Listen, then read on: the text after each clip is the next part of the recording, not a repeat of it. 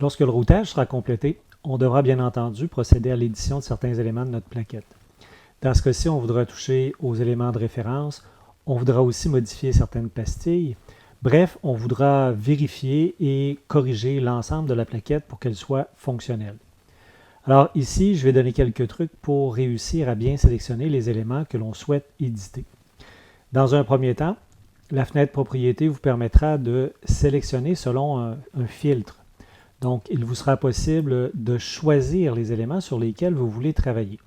Lorsqu'on clique sur All Objects, on pourra retirer l'ensemble des éléments ou encore les ajouter au complet. Donc, si vous voulez travailler uniquement sur le texte, vous pouvez choisir l'élément texte et ainsi être en mesure de travailler seulement sur les éléments de texte. On voit ici, lorsque je tente de sélectionner d'autres éléments sur la plaquette, ce sera impossible. Donc, pour le moment, on laissera l'ensemble des éléments actifs et on tentera de modifier les références de notre plaquette. Pour éditer les références, nous n'avons qu'à sélectionner en double-cliquant sur l'élément que l'on souhaite modifier. La plupart du temps, sur les plaquettes que l'on concevra au collège, on ira avec une grosseur, je dirais, moyenne de texte. Alors, un 45 millième pour la hauteur du texte et un 7 millième pour la largeur du trait fera en sorte que ce sera simple à lire et que le positionnement sera assez simple aussi à réaliser. Alors, pour déplacer, on sélectionne l'objet, on vient le positionner à l'endroit qui nous intéresse et le tour est joué. Souvent, on voudra modifier l'ensemble des éléments et accorder une même caractéristique à chacun d'eux.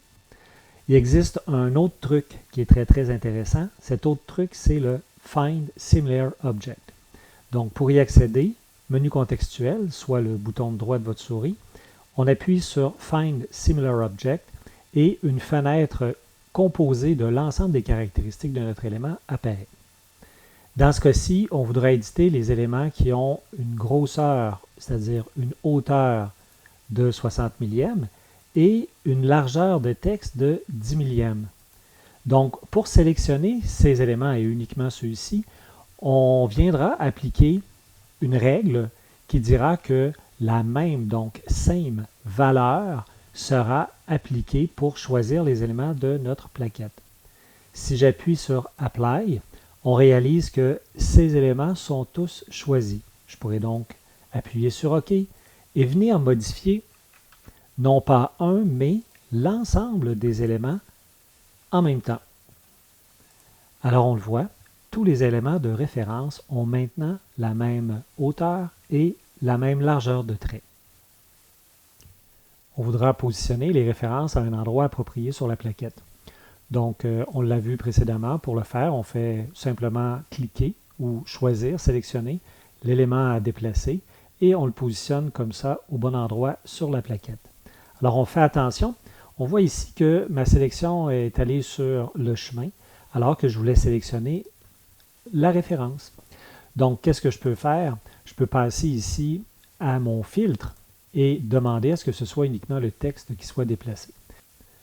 De cette façon, ce sera garanti que je toucherai au texte uniquement. Maintenant, pour positionner, on poursuit.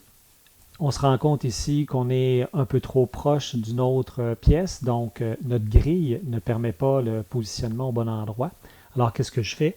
Simplement appuyer sur G pour choisir une nouvelle grille, celle à 10 millièmes, et ainsi me positionner plus finement sur la carte. On poursuit le travail. On pourra zoomer, donc en appuyant sur CTRL, la roulette vers le haut. On positionne les éléments comme ceci, un peu partout sur la carte pour que le tout soit facile à travailler.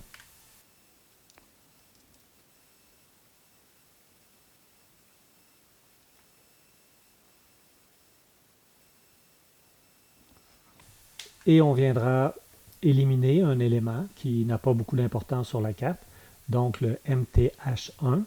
On pourra le sélectionner et simplement demander à ce qu'il ne soit plus visible sur la carte. On ne le perdra pas, on pourra le réactiver, mais pour le moment, comme nous ne croyons pas nécessaire à conserver cette référence, on l'élimine simplement. La plupart du temps, les empreintes seront adéquates pour notre projet. Par contre, à l'occasion, on devra modifier certains éléments, dont les pastilles. Alors ici, on voudra modifier les pastilles.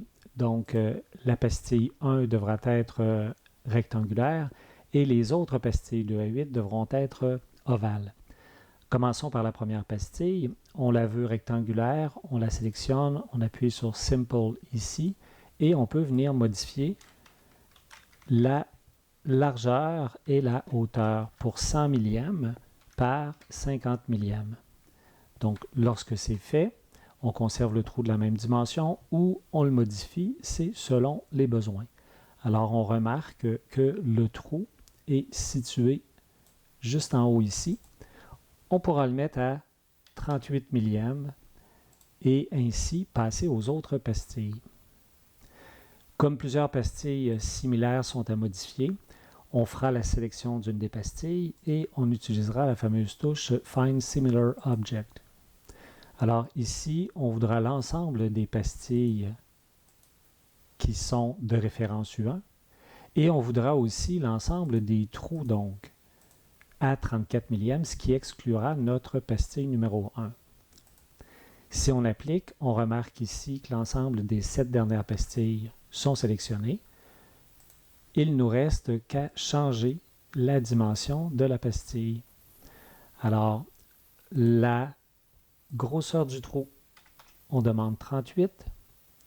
Et si on descend, donc ici, pour la forme de notre pastille, on passera à 50 par 100.